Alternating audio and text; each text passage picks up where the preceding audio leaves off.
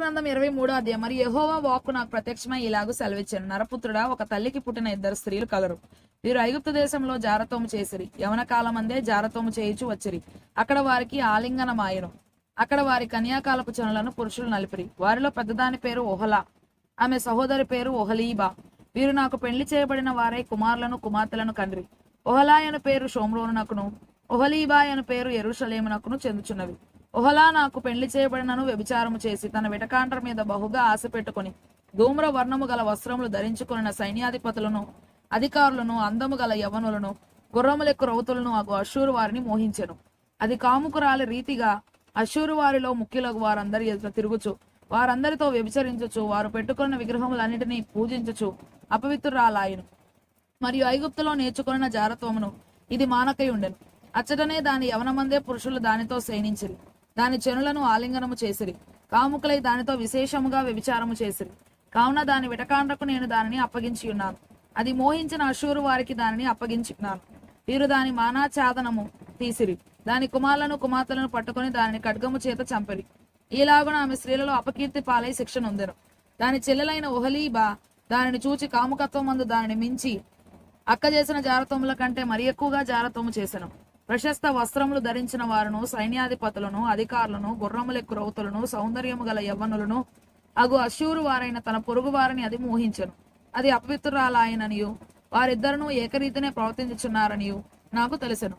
మరియు అది అధికముగా వ్యభిచారము చేయవలనని కోరినదై మొరలకు నడికట్లను, తలల మీద చిత్రవర్ణము గల పాగాలను పెట్టుకుని రాచ కళలు గలవారై సింధూరముతో పూయబడి గోడ మీద చెక్కబడిన వారై తమ జన్మదేశమైన కల్దీల దేశపు బబులోను వారి వంటి కల్దీల పటములను చూచి మోహించరు. అది వారిని చూచిన వెంటనే మోహించి కల్దీయ దేశమునకు వారి యొద్దకు దూతలను పంపి వారిని పిలిపించుకొనగా బబులోను వారు సంభోగము కోరి వచ్చి జారతము చేత దానిని అపవిత్రపరచిరి. వారి చేత అది అపవిత్రపరచబడిన తరువాత దాని మనసు వారికి ఎడమాయెను. ఇట్లు అది జారతము అధికముగా చేసి తన మానాఛాదనము తీసివేసుకొనెను. గనుక దాని అక్క విషయంలో నేను ఆశాభగ్నుడనైనట్టు దాని విషయంలోనూ ఆశాభగ్నుడనైతిని.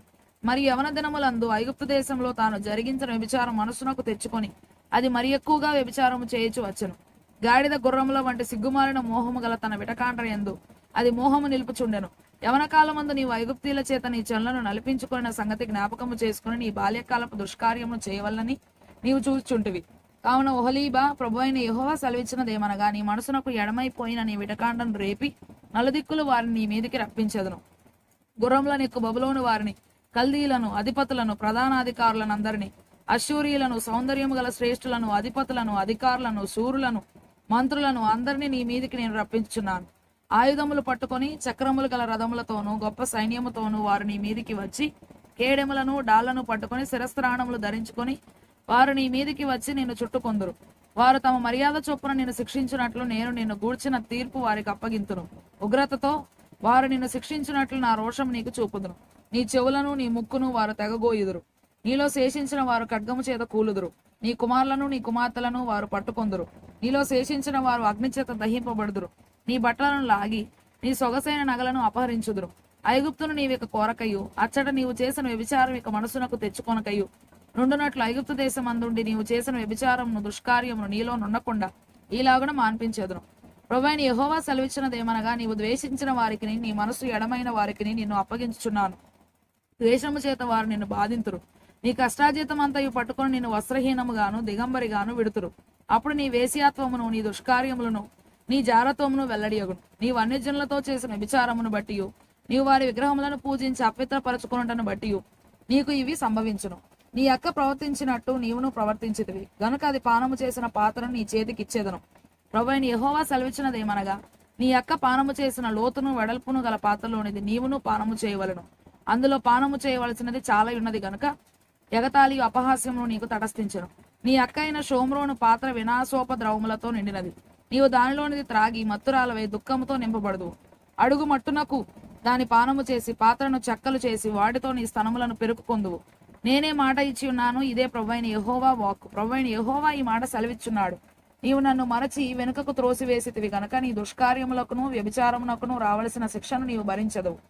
మరియు యెహోవా నాకు ఇలాగూ సెలవిచ్చెను, నరపుత్రుడా, ఒహలాకును ఒహలీబాకును నీవు తీర్పు తీర్చుదువా? అట్లయితే వారి హే కృత్యములను వారికి తెలియజేయము. వారు వ్యభిచారిణులను వ్యభిచారిణులను నరహత్య చేయువారునై విగ్రహములతో వ్యభిచరించి నాకు కనిన కుమారులను విగ్రహములు మింగునట్లు వారిని వాటికి ప్రతిష్ఠించిరి. వారిలాగున నా ఎడల జరిగించున్నారు. అదియుగాక ఆ దినమందే వారు నా పరిశుద్ధ స్థలమును అపవిత్రపరచిన దినమందే నేను నియమించిన విశ్రాంతి దినములను సామాన్య దినములుగా ఎంచిరి. తాము పెట్టుకున్న విగ్రహముల పేరట తమ పిల్లలను చంపిన నాడే వారు నా పరిశుద్ధ స్థలములో చొచ్చి దానిని అపవిత్రపరిచి నా మందిరంలోనే వారిలాగున చేసిరి. మరియు దూరంలోనున్న వారిని పిలిపించుకొనుటకై వారు దూతను పంపిరి. వారు రాగా వారి కొరకు నీవు స్నానము చేసి కనులకు కాటుక పెట్టుకుని ఆభరణములు ధరించుకొని ఘనమైన మంచం మీద కూర్చుండి బలను సిద్ధపరచి దాని మీద నా పరిమళ ద్రవ్యమును తైలమును పెట్టితివి. అలాగున జరగగా అతడు ఆమెతో ఉండిన వేడుక గాండ్ర సమూహము యొక్క సందడి వినబడిను. సమూహమునకు చేరిన త్రాగుబోతులు వారి యొద్దకు ఎడారి మార్గము నుండి వచ్చిరి. వారు ఈ వేసిల చేతులకు కడియములు తొడిగి వారి తలలకు పూదండలు చుట్టిరి. వ్యభిచారము చేయుట చేత బలహీనురాలైన దీనితో నేను ఇలాగంటిని, అది మరెన్నటికి నీ వ్యభిచారము చేయక మానదు. వేశ్యతో సాంగత్యము చేయునట్లు వారు దానితో సాంగత్యము చేయుదురు. అలాగుననే వారు కాముకురాండ్రైన ఒహలీబాతోను సాంగత్యము చేయుచు వచ్చిరి. అయితే వ్యభిచారిణులకును నరహంతకురాండ్రకును రావలసిన శిక్ష నీతిపరులైన వారు వీరికి తగినట్టుగా విధింతురు. వారు వ్యభిచారిణులే నరహత్య చేయ యత్నించుదురు. ఇందుకు ప్రభువైన యెహోవా సెలవిచ్చినదేమనగా, వారి మీదికి నేను సైన్యమును రప్పింతును. శత్రువులు వారిని బాధించుటకై దోపుడు సొమ్ముగా వారిని అప్పగింతును. ఆ సైనికులు రాళ్లు రువ్వి వారిని చంపుదురు. ఖడ్గము చేత హతము చేయుదురు. వారి కుమారులను కుమార్తెలను చంపుదురు. వారి ఇండ్లను అగ్ని చేత కాల్చివేయుదురు. స్త్రీలందరూ మీ కామాతురత చొప్పున చేయకూడదని నేర్చుకున్నట్లు మీ కామాతురతను దేశంలో నుండకుండా మాన్పించుదురు. నేనే యెహోవానని మీరు తెలుసుకున్నట్లు మీ కామాతురతకు శిక్ష విధింపబడను. విగ్రహములను పూజించిన పాపమును మీరు భరించుదురు.